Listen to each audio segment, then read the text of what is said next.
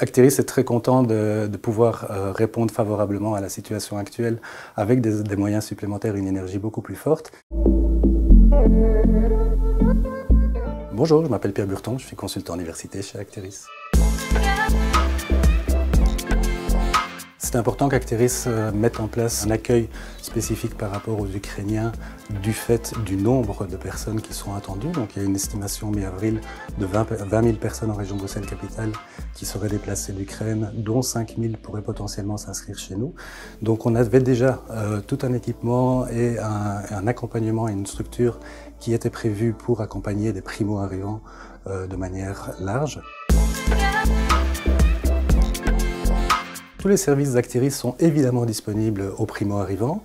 Ce qu'il a fallu faire, c'est des adaptations supplémentaires pour leur permettre d'être un petit peu moins éloignés du marché de l'emploi et d'arriver à avoir des chances équitables et plus égales. Donc on pense premièrement notamment à la langue. Donc il a fallu organiser des infosessions également en ukrainien et en russe. Il y a déjà un système de traduction disponible chez Acteris. Il y avait 22 langues, maintenant il y en aura 23. Il y a aussi tout un système d'accompagnement. Donc il y a une cellule spécialisée d'accompagnement pour les personnes primo-arrivantes. Et donc, depuis plusieurs années, mais maintenant encore plus suite à la situation, il y a aussi des bénévoles qui viennent pour les inscriptions donner un coup de main supplémentaire pour gérer l'afflux et le nombre de personnes concernées. Nous avons mis en place deux systèmes. Le premier, c'est un élargissement des canaux de recrutement.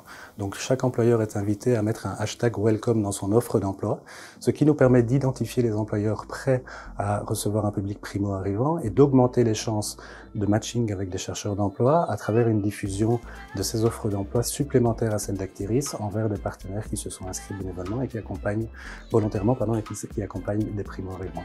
L'autre action qui existe au sein d'Acteris, ce sont le développement d'actions positives. Et donc, depuis déjà plus d'un an, nous avons mis en place une action positive pour des primo-arrivants dans le secteur de soins de santé avec l'aide de la FEBI. Et là, il est possible, en respectant bien entendu la législation, de demander l'aval au ministère de l'Emploi fédéral pour mener une action qui permet d'engager exclusivement des primo-arrivants.